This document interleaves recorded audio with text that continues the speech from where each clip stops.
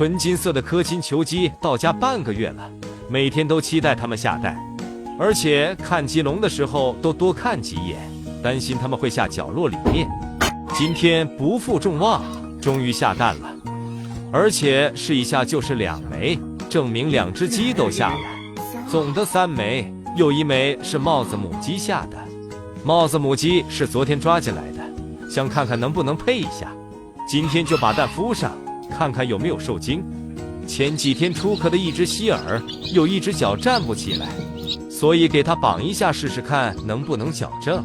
刚出壳的小鸡是真猛啊，尤其是这个希尔，拿在手里毛茸茸的。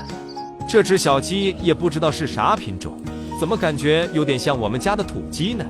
还有这个翅膀有点外翻，是不是得什么病了？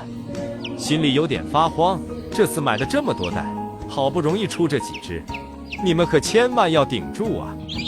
本来出壳就少，每个品种就只把2只的代表，要是再挂掉几只，那我可就没法玩了。这几天天气开始降温了，得抓紧把这个笼子做起来，不然后面来的鸡没地方关了。最近得做几个隔离笼出来，新鸡到家的时候拿远一点隔离，安全一点，不然每次有新鸡到家，我原有的鸡就得挂掉几只。这个鸡笼不太完美，后期再慢慢改吧。这上面有铺草隔热，这样一来又感觉有点不通风，主要手头紧，大家看我衣服上面的字就知道我手头有多紧了。大家给我推荐一点这个时候能种活的果树吧，还有长得快4季都是青的植物，不然我这里看起来跟沙漠一样。